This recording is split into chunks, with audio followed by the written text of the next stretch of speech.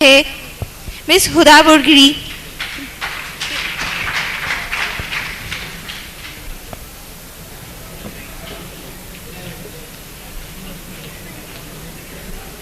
عزت نفس کسی شخص کی محفوظ نہیں، اب تو اپنے ہی نگہبانوں سے ڈر لگتا ہے. ڈنکے کی چوٹ پہ ظالم کو برا کہتی ہوں، مجھے سولی سے نہ زندانوں سے ڈر لگتا ہے.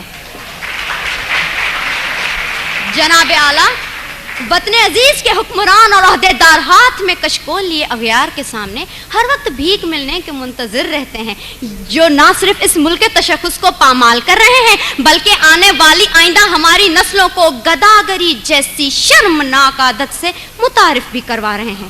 تاریخ میں ایسی کئی قوموں کے قصے رقم ہیں جن قوموں نے مسلط کے نام پہ اپنے سروں کو جھکا کر دستے سوال بلند کیا اور بعد میں جن کا انجام بازار میں بکنے والے سفید جسموں کی مانند کمتر اور حقیر بن کے ابھرا. ایسا ہی کچھ حال وطن عزیز کا بھی ہے.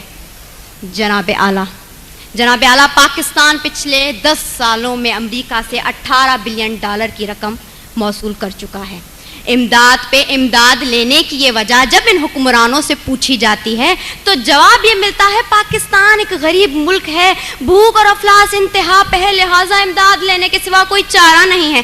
تو جناب اعلیٰ، میں نے سوچا ذرا ان کلمات پہ اعتبار کرتے ہوئے اپنے گھر سے باہر نکل کر دیکھوں کہ امداد کے نام پہ ملنے والی اس بھیک نے میرے ملک کی عوام کے حالات زندگی کہاں تک بدلے ہیں. تو جناب اعلیٰ،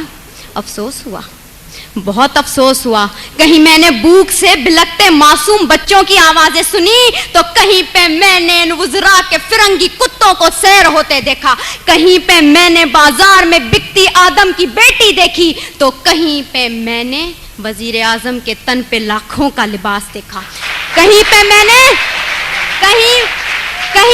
نے اولاد برائے فروخت کے نعرے سنے تو کہیں پہ ان وزیر اعظم اور حکمرانوں کے آگے پیچھے جاتی 10 مرسڈیز کو دیکھا، کہیں پہ میں نے عافیہ صدیقی کی ماں کو اس کے انتظار میں تل مرتے دیکھا تو کہیں پہ میں نے اس ملک کے حکمرانوں کو امریکہ کی خوشامد میں دن رات ایک کرتے دیکھا. میں کیا بتاؤں میں نے کیا کیا دیکھا. ڈرون حملوں میں مرنے والوں کی لاشوں کو دیکھا، کئی عورتوں کے اجڑتے سہاگوں کو دیکھا، کئی نوجوانوں کو ہاتھ میں ڈگریاں لیے بے روزگاری کے عوض پارلیمنٹ ہاؤس کے سامنے آگ میں جھلستے دیکھا، کئی میں نے بزرگوں کو پارلیمنٹ ہاؤس کے سامنے پینشن نہ ملنے کی خاطر ہلاک ہوتے دیکھا.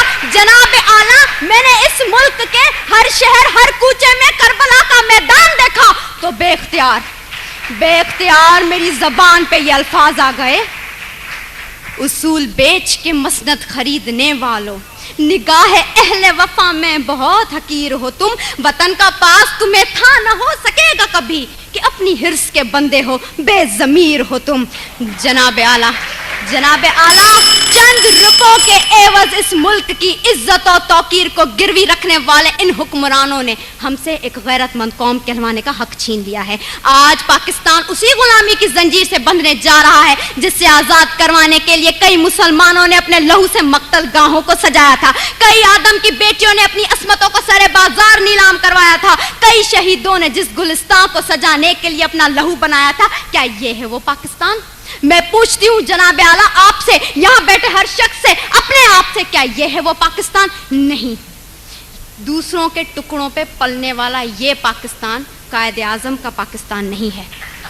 میں سلام کرتی ہوں ان تمام قربانیوں کو جو اس ملک کو بنانے کے لیے لوگوں نے دی، مسلمانوں نے دی، لیکن دیپ جن کے چند خواہشوں میں چلیں، دیپ جن کے صرف محلاتوں میں جلیں، چند لوگوں کی خواہشات کو لے کے چلیں جو کہ مسلطوں کے سایوں میں پلیں، ایسے دستور کو، صبح بے نور کو میں نہیں مانتا، میں نہیں جانتا. میں بھی خائف ہوں تختہ دار سے، میں بھی منصور ہوں کہہ دو یہ اغیار سے. کیوں ڈراتے ہو زندہ کی دیوار سے، ظلم کی رات کو، جہل کی بات کو؟ میں نہیں مانتا، میں نہیں جانتا، میں نہیں مانتا، میں نہیں جانتا.